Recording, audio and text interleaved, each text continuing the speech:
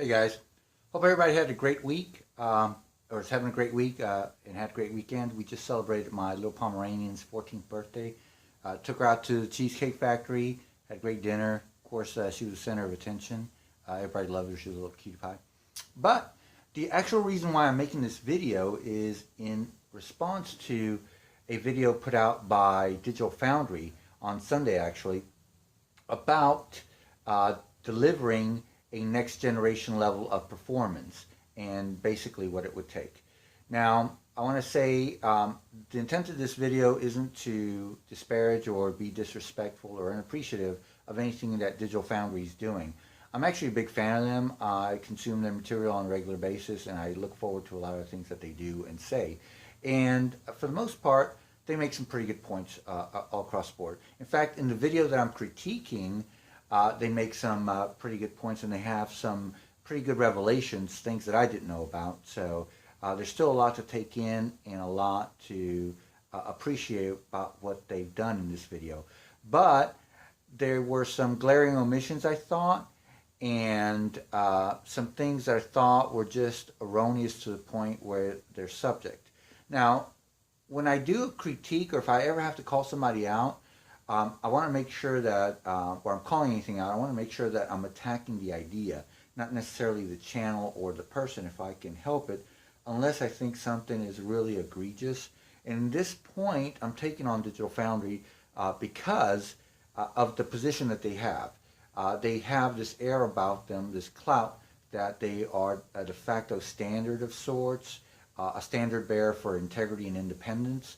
And that was really pushed along when when Microsoft entrusted them with independently reviewing their hardware prior to doing a hardware reveal for the Xbox One X.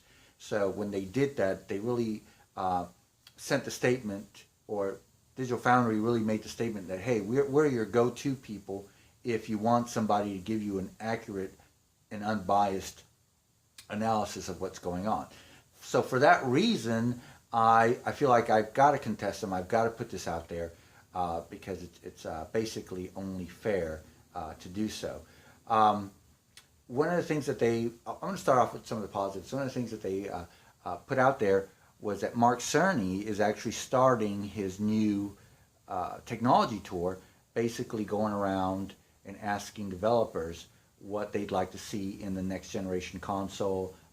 Basically, what is it that they could do to make the PS5 as good as possible? What are the things they're looking forward to? What would really make a difference?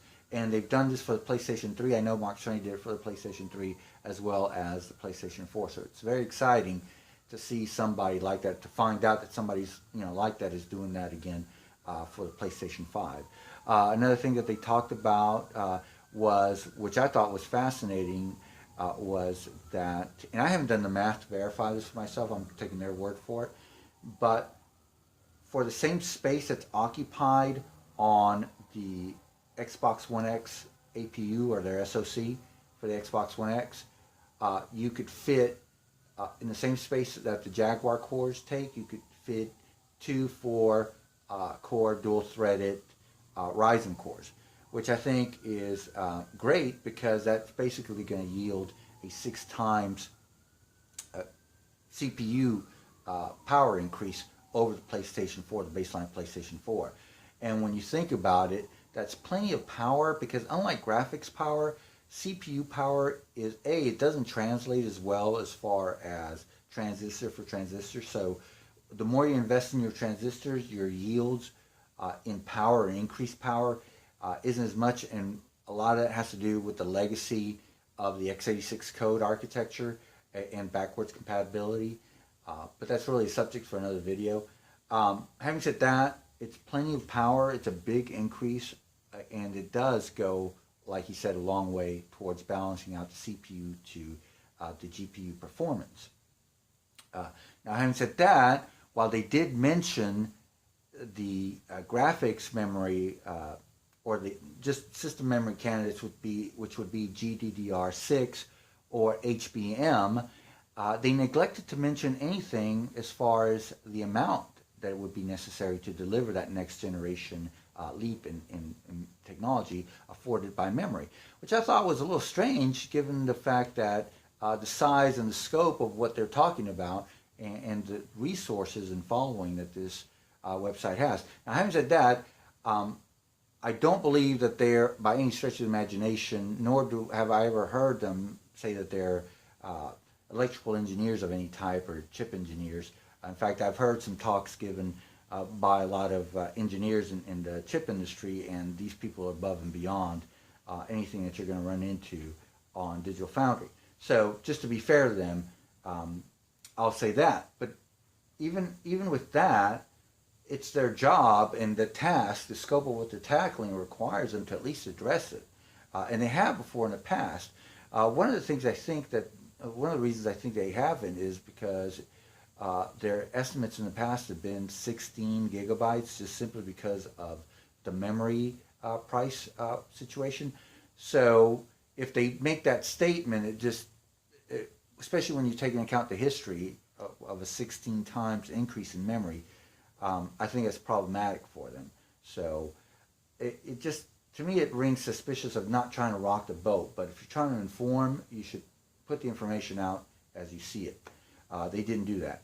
Another thing that at first I thought was another glaring omission, but when I looked at it, because I've watched this video several times, I noticed that they go to the trouble to describe the amount of CUs you get each time you jump from transistor node to transistor node, and even mention the fact that you need a few more transistor nodes, or more CU units, I should say, in order to compensate for yield, or the fact that some of them are going to be defective. In order to get more yields, you're going to have to disable some of your CUs.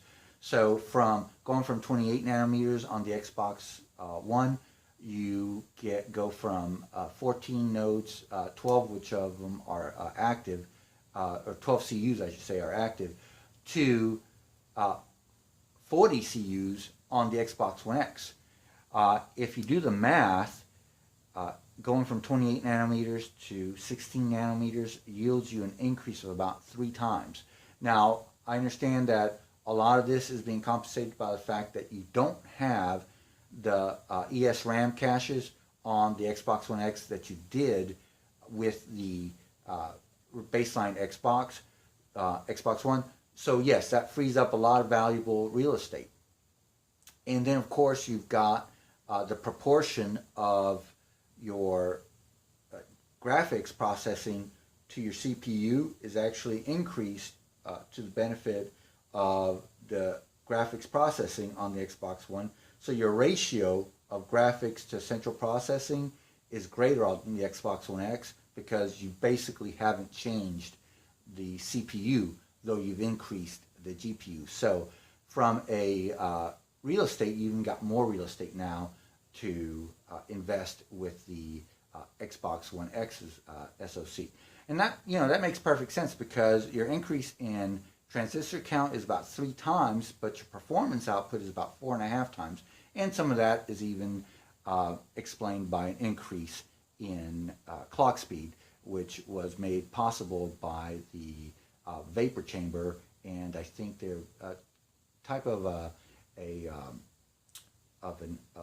what's it called? It's a chipset that allows them to really optimize the performance custom to whatever specs or idiosyncrasies that specific board has, and I forget exactly what it's called, but it's something they patented. So bravo to them for that. But here's the problem, and they almost mentioned the GCN, which is the Graphics Core Next, which again was a revelation to me, that has a 64 CU limit, and talks about, well, if they broke the limit, maybe they could do 80, because that's what would fit on a 360 square millimeter die, which is absolutely wrong. You're clearly demonstrating that you get an increase of transistor counts 3 times, and you get that or more with your going from a baseline Xbox One to an Xbox One X.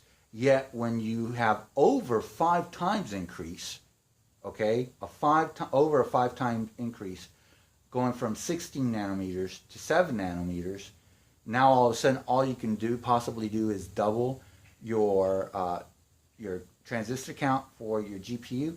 That is utterly and completely inaccurate. And how something like that, such a mistake could be made, even despite the fact that they're not in any kind of IC professionals, any kind of electrical engineers, or they don't design chip designers of any sort, I still find that more than suspect.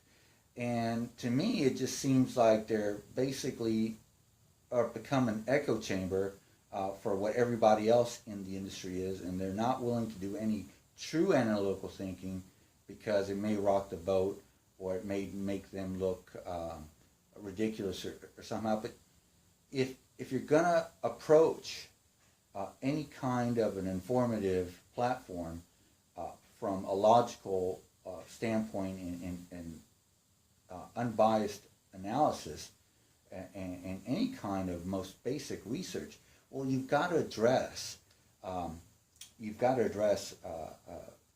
basic truths, and they refused to do that. They didn't do that. So I was a little taken aback and highly disappointed. I expected more from Digital Foundry on that front, and they didn't deliver. Well, you guys tell me what you think. I don't mean to disparage them or be disrespectful or unappreciative.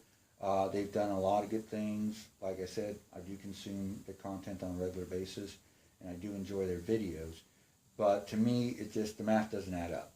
So you guys do the math on your own. I'm probably going to comment on their comment section and let them know, hey, this is what I've seen.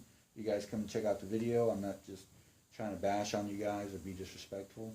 And maybe they'll do a follow-up video. Maybe we can get their attention and say, hey, this doesn't work. Consequently, if Navi can't do more than 64 CUs, or if for whatever reason you can't get your maximum performance from Navi on a 320 to 360 square millimeter die size, it's not the chip for you. It's not the chip for us. I know I've expressed a whole lot of enthusiasm for Navi because I'm thinking this is their next generation chipset. But the more I find out about it and the more I think about it, the more Navi is starting to sound a whole lot like the Polaris version of a Vega chipset.